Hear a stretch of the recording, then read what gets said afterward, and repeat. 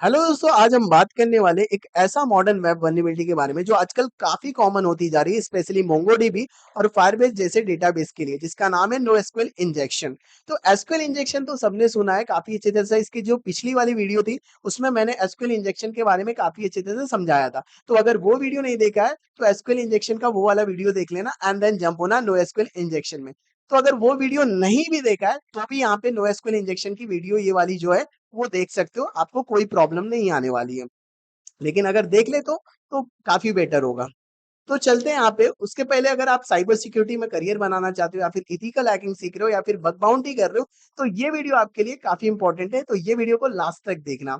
तो यहाँ पे सबसे पहले मैं समझाने वाला हूँ कि भाई नो एसक्यूएल इंजेक्शन होता क्या है, ठीक है, कैसे होता है और इससे बचने का प्रैक्टिकल तरीका क्या है। ये सारी चीजें हम लोग क्लियर करने वाले एक एक स्टेप बाय स्टेप। तो सबसे पहले मैं यहाँ पे नो एसक्यूएल डेटाबेस क्या होता है। तो एसक्यूएल डेटाबेस जैसे माई हो गया, पोस्ट एसक्यूएल हो गया, ये सब जो होता था वो टेबल बेस होता था। मतलब रोज कॉलम्स और क्वेरीज लिखी जाती थी। क्वेरीज कुछ ऐसा जाता था यहाँ पे, select star from user where user name Ram Shyam, कुछ भी यहाँ पे एसक्यूएल में होता था। पर नो एसक्यूएल डेटाबेस जैसे मोंगोडीबी, फायरबेस, ये जो होता है वो जेसन डॉक्यूमेंट के फॉर्म में स्टोर किया जाता है।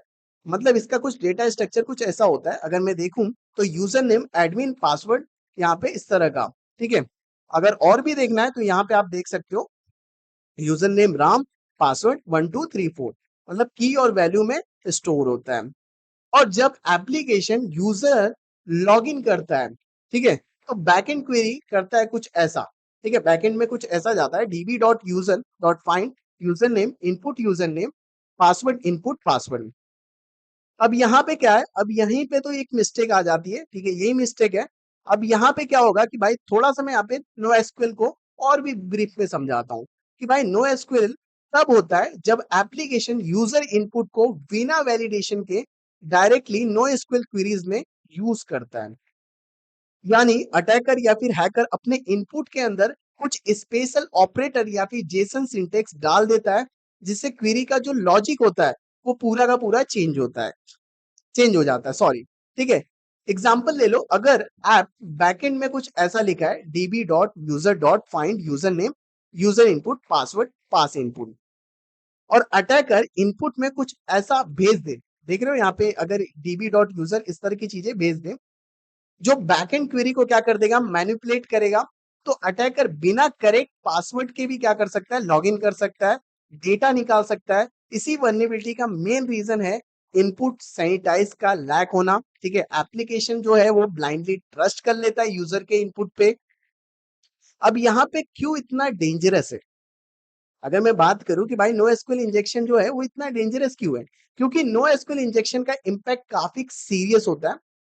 Attacker sensitive user data extract कर सकता है, एडमिन अकाउंट को बाईपास कर सकता है, डेटाबेस डंप कर सकता है, और अगर ऐप क्लाउड होस्टेड है अटैकर पूरा इंस्टेंस ही कॉम्प्रोमाइज कर सकता है। एक और डेंजरस पॉइंट है, कई बार डेवलपर्स सोच लेते हैं कि भाई एसक्यूएल इंजेक्शन फिक्स कर लिया है, अब सब सेफ है।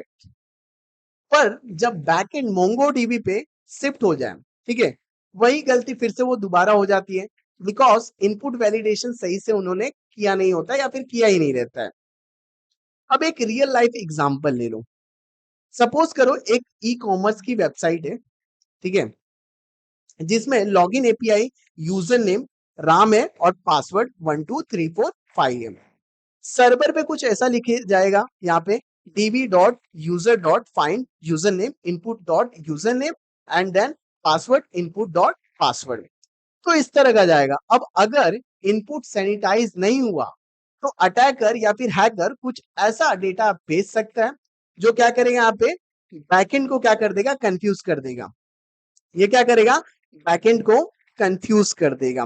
यानी अटैकर गलत क्रेडेंशियल के साथ भी क्या कर सकता है, कंडीशन जो है वो ट्रू कर सकता है, ठीक है, ट्रू बना देगा, जिससे क्या हो जाएगा, यहाँ पे रिजल्ट ये आएगा कि भाई वो लॉगिन हो गया बिना वैलिड पासवर्ड के, मतलब उसने पासवर्ड गलत भी डाला तो भी वो क्या कर सकता है, लॉगिन हो सकता है।